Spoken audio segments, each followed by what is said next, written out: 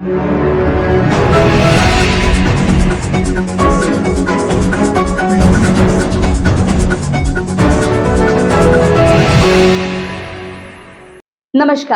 News superfast में आपका स्वागत है। न्यूज सुपरफास्ट सतीश पारधी के साथ आइए नजर डालते हैं आज की ताजा खबरों पर।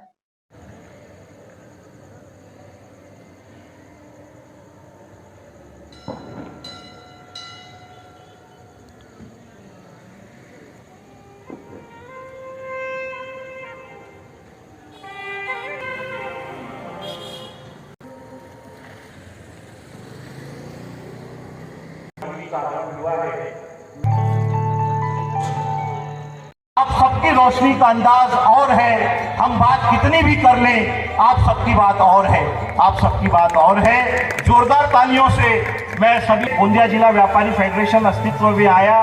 पिछले 40 सालों में व्यापारी हितों की अनेक लड़ाई को लड़ने का काम गोंदिया जिला व्यापारी फेडरेशन के माध्यम से हुआ है। हमने विगत में बहुत लड़ाइयाँ लड़ी और फेम के माध्यम से गोंदिया जिला व्यापारी फेडरेशन ने अपनी ऊपर की पहुंच हमेशा बनाकर रखी। और उस किरण मुंदड़ा के पिता स्वर्गीय श्री नंदकिशोर जी मुंदड़ा, आपने इस संस्था का नेतृत्व किया करना चाहता हूं और फेडरेशन इसी तरह व्यापारी हितों का कार्य करते रहे। आप सभी का हमें सहकार्य मिलता रहे। माननीय जिलाधिकारी महोदय आज के इस मंच पर हैं, माननीय जिला परिषद अध्यक्ष महोदय इस मंच पर हैं, माननीय मनोहर चंद्रिका पूरे साहब। मैं चाहूंगा आप गोंदिया जिला व्यापारी फेडरेशन की हर लड़ाई में पूरी ताकत, जहां और भी है इस जहां से आगे जहां और भी है। जोरदार तालियों से आप आज के इस मंच का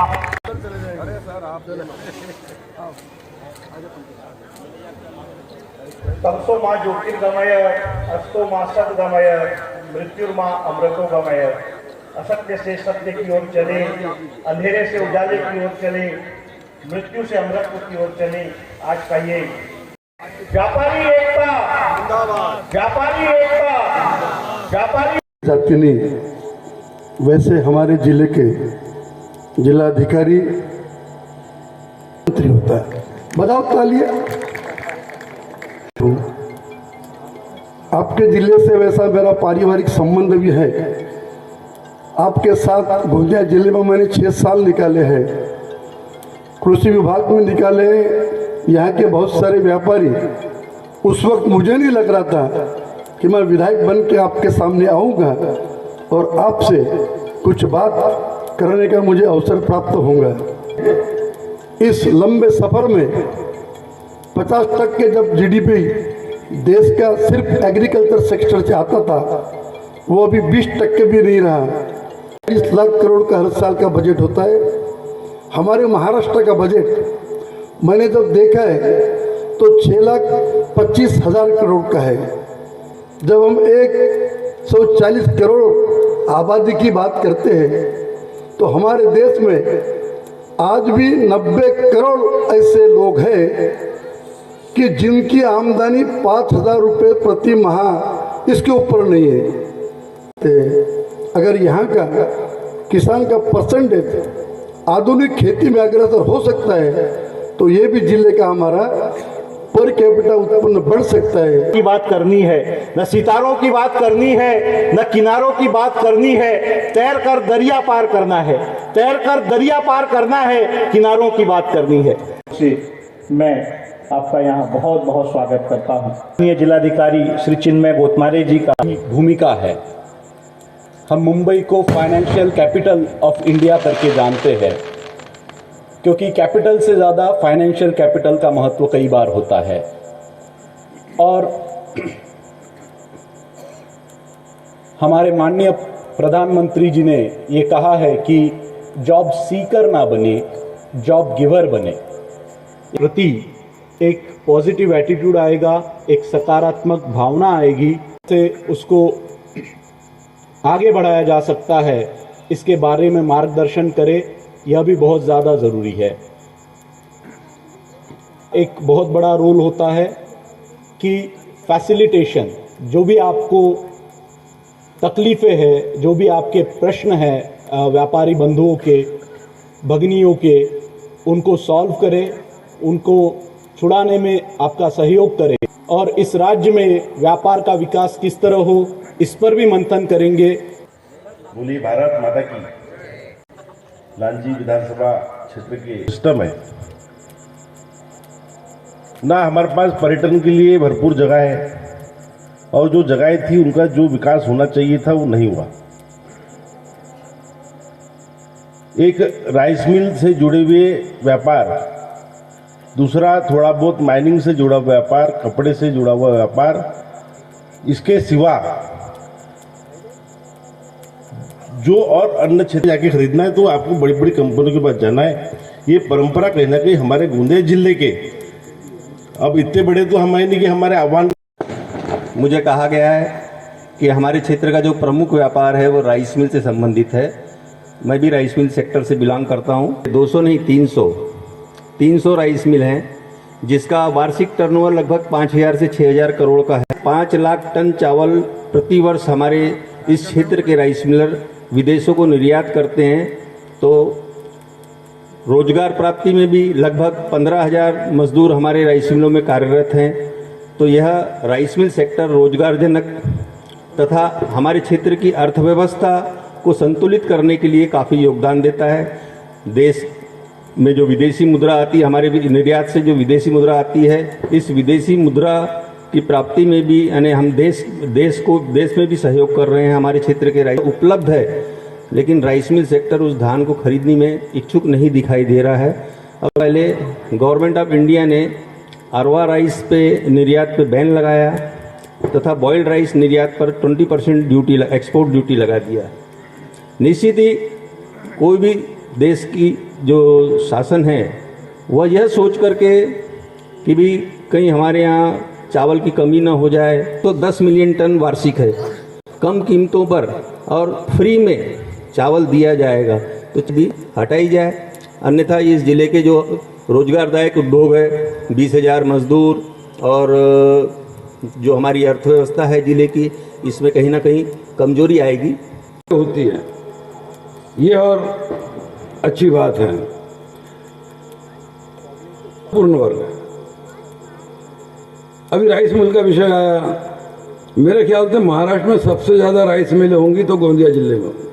व्यापारी, मेरे जिले का छोटे से छोटा व्यापारी अदानी अंबानी के आगे बढ़ जाए, ये मेरे लिए महत्वपूर्ण बात रहेगी। प्रत्येक व्यक्ति को किस तरह से मदद करना, हमेशा वो सक्रियता से काम करती है और मदद करती हुआ है। हजारों लोगों के भविष्य से जुड़ा हुआ है। प्रत्येक व्यक्ति को अपनी बात व्यवस्थित रूप से कहने का मौका मिला और इससे ही रास्ते निकलते हैं और इससे ही हम अपने व्यापार को ऊंचाई तक पहुंचा सकते हैं। इस कार्यक्रम में उपस्थित अन्य विषयों पर चर्चा हुई और वास्तव में अशोक अग्रवाल जी, राइस उद्योग के बारे में जो आपने परिकल्पना, हम भी ये सब मंच पर बैठे हुए व्यक्तित्व मेरे से भी ज़्यादा अच्छे तरीके से एक्सप्लेन गोपाल अग्रवाल जी करेंगे। राइस का उद्योग हमारे गोंदिया ज़िले के लिए, हमारे भंडारा ज़िले के लिए चावल का उद्योग इतना बड़ा उद्योग है कि जिसके माध्यम से एक ही माध्यम इतना बड़ा है कि जिसकी वजह से हजारों हाथों को काम मिलता है। खासदार प्रफुल्ल पटेल हो, खासदार सुनील मेंढे साहब हो, आदरणीय गोपाल दास जी अग्रवाल हो, किसी भी व्यक्ति ने, किसी भी नेता ने राइस मिल उद्योग को बचाने के लिए, राइस मिल के उद्योग को चालना देने के लिए हमेशा मदद और काम किया है और हमेशा करते रहेंगे। क्यों पता नहीं है, सरकार की तरफ से कहीं कोई मिस्टेक नहीं है। कुछ सहकारी संस्थाओं ने जिस तरह की गड़बड़ी की, बड़ी 7वें नंबर की कंपनी, एशिया की पहले नंबर की कंपनी इंडिको 1 दिसंबर से गोंदिया से तिरुपति के लिए अपना विमान शुरू कर रहा है। ये खासदार प्रफुल्ल पटेल साहब के माध्यम से गोपाल दास जी अग्रवाल ने भी पिछले दिनों जब उनकी दिवाली मिलन में भेंट हुई तो उन्होंने बड़े दबाव से बात प्रफुल्ल भाई से कही कि मुंबई का भी विमान चालू होना चाहिए। और हमारे लगे हुए बालाघाट जिले में सभी व्यापारियों के प्रति जागृति से हम जो राजनीति में काम करते वो करें। और क्षेत्र में व्यापारी का रिप्रेजेंटेशन होना चाहिए, इसके प्रयास हमारे चालू है। अपूर्व जी, चाहे मैं हूँ, राजू भैया है, ऐसे कई लोग आज राजनीति में आए हैं। लगी है राइस पर, एक्सपोर्ट पर, वो जल्द से जल्द बंद होनी चाहिए। धान खरीदी केंद्र खुलना चाहिए, किसानों को सुविधाएं बढ़नी चाहिए रहे। इसके लिए एक बहुत ही अच्छी व्यवस्था हमारी विमान व्यवस्था भी, विमान सेवा भी शुरू हो रही है, चलते रहेंगे, इस बात का पूरा पूरा भरोसा है। गोंदिया से पूना हो, ये सब कनेक्टिविटी जुड़ने वाली है, जरूर हो रहा है। गोंदिया को एक अच्छा एयरपोर्ट बनाया और उसका लाभ अब गोंदिया की जनता को जरूर मिलने लगेगा, इसका मुझे पूरा भरोसा है। इसी 2023 में शुरू हो रहा है। देश के 10 लाख व्यापारियों को डिजिटल करने का एक अभियान शुरू किया है और इसके अंतर्गत हम देश भर में व्यापारियों को, जो आज सोशल कॉमर्स व्यापार सबसे बड़ा हो चला है, मैं जानना चाहता हूं यहाँ बैठे हुए किस व्यापारी के पास नवंबर को रिजल्ट आने वाला है और सबका आशीर्वाद रहा। जैसा अभी हमारे गोपाल अंकल ने कहा कि हम महिला को मंत्री देखना चाहते हैं, आप सबका आशीर्वाद रहा तो मध्य प्रदेश में कांग्रेस की सरकार बनेगी और कमलनाथ जी मुख्यमंत्री बनेंगे। क्योंकि एक नदी का ही ओर और छोर की बात है, सीमाओं में बटा हुआ है मध्य प्रदेश और महाराष्ट्र, बालाघाट और गोंदिया सब। अभी आज जब धान की बात कर रहे थे तो मुझे भी ऐसा लग रहा था कि बालाघाट एकमात्र जिला मध्य प्रदेश में ऐसा है जहां पर खरीफ में तो धान होता है लेकिन रबी में भी हम लोग धान उगाते हैं। और ऐसे समय में राइस मिलर्स जो है वो गोंदिया में तो बहुत तरक्की से और तेजी से आगे बढ़ रहे हैं, बालाघाट जरा बहुत पिछड़ रहा है। तो हमें सीखना पड़ेगा आप लोगों से कि कैसे ऐसे ही प्रगति करेगा। इन्हीं सब भावनाओं के साथ आप सबको एक बार पुनः दिवाली की बहुत से लेके सभी मंच के सभी मार्गदर्शकों ने विस्तृत में आपको बता दिया है और मुझे कुछ बताने के लिए बचा ही नहीं है। मैं हर एक भाषण के बाद, खास है बिजीनेस से ही एक उद्योजक बनता है। हम चाहते हैं सभी उद्योजक बने। आज उद्योजक और राजकारण का क्या संबंध है, उस पे एक मेरा पॉइंट रहेगा। इसके बाद और कराऊंगा, ये मैं आप सभी से वादा करता हूं। जोरदार तालियां बजाकर अपनी बात बहुत स्पष्ट रूप से आ रहे हैं। आप जोरदार तालियां बजाकर पिंगड़े साहब का यहाँ स्वागत करें। है उसकी रीढ़ की हड्डी है, सब मानते हैं। माननीय यशस्वी प्रधानमंत्री नरेंद्र मोदी जी ने तो कई बार इस बात को अपनी जान देता है, देश पहले, फिर अपना परिवार और फिर बाकी सब, तो वो सब चीज मानेंगे। सर हम लोग 1-2% में बिजनेस करते हैं, ज्यादा मार्जिन नहीं होता हमारा और हम खुश हैं उसमें। महाराष्ट्र में बड़े आंदोलन हुए, उसका नेतृत्व किया है, चाहे वो सेल टैक्स का काला कायदा हुआ, उसके बाद जब भी रेंट एक्ट का भी इशू था, उसके ऑक्ट्राई के इश्यूज थे, एलबीटी तो आपने सबने अभी रिसेंट भविष्य में देखा था, आपने बोर्ड बने। आपके सारे पत्र को लेकर हम दिल्ली में उस मीटिंग में उन फाइनेंस सेक्रेटरीज, उस कॉमर्स मिनिस्ट्री के सेक्रेटरीज, जैसे भी राइस की बात की सर ने, कुछ चीजें मिनिस्टर की लड़ाई है पूरे जिले के हमारे साथियों की, उसे पूरी ईमानदारी से लड़ने का मैं प्रयास करूंगा। क्रांती इंग्लंडमध्ये सुरू झाली, त्याच्या हातमाग असायचा, त्याचं बदलून त्याच्या इंजिनवरती चालणारे पॉवर लूम्स आले वगैरे वगैरे वगैरे वगैरे गोष्टी होत गेल्या। त्याबरोबर जी गोष्ट बदलली ती म्हणजे वातावरणामध्ये निर्माण होणारं पोल्युशन, प्रदूषण। जर समाज चांगला असेल, समाजाची परिस्थिती चांगली असेल तर निश्चितच खात्रीशीररित्या व्यापारी समाज जो आहे तो समाज अत्यंत चांगल्या पद्धतीने जगत असेल, असं आमच्या सगळ्या पोलिसांचा अनुभव आहे आणि अभ्यास आहे। इतरांना त्रास देण्याची सवय नाही, त्यांना जर त्रास होत असेल तर समजायचं की समाजामध्ये जास्त गडबड झालेली आहे। उपस्थित आहोत, तुम्हाला योग्य मार्गदर्शन देण्यासाठी उपस्थित आहोत। ऐसे ही ताजा खबरों को सबसे पहले जानने के लिए हमारे चैनल न्यूज सुपरफास्ट को फॉलो करें, लाइक करें और सब्सक्राइब करना ना भूलें। न्यूज सुपरफास्ट आपको रखे आगे।